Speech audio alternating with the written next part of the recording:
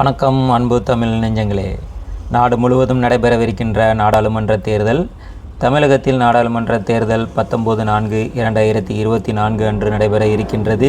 இத்தேர்தலில் பதிவாகும் வாக்குகள் ஜூன் 4ஆம் தேதி எண்ணப்படுகின்றன. விழுப்புரம் மாவட்டத்தில் உள்ள விழுப்புரம் நாடாளுமன்ற தொகுதியில் மொத்தம் 17 வேட்பாளர்கள் போட்டியிடுகின்றனர்.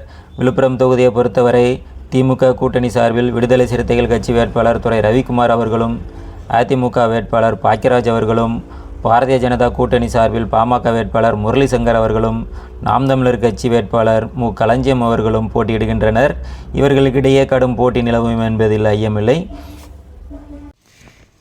விழுப்புரம் நாடாளுமன்ற தொகுதிக்கு உட்பட்ட தேர்தலுக்காக 1732 வாக்குச்சாவடிகள் அமைக்கப்பட்டுள்ளன.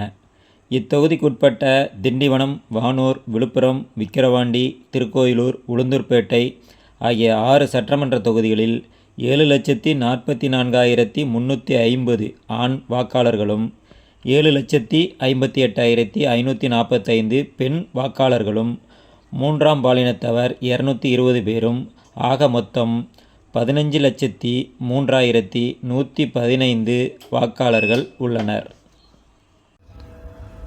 அதேபோல் தபால் ஓட்டுகளை பொறுத்தமட்டில் பாதுகாப்பு பணியில் ஈடுபடுத்தப்பட்டுள்ள போலீசார்கள் 2,679 பேர்களில் 2,426 பேர் தபால் ஓட்டுகள் செலுத்தியுள்ளனர்.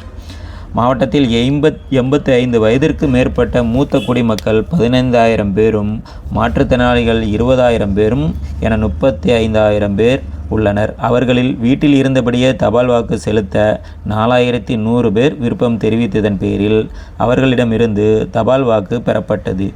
இதில் 3,800 பேர் தபால் வாக்கு செலுத்தியுள்ளனர்.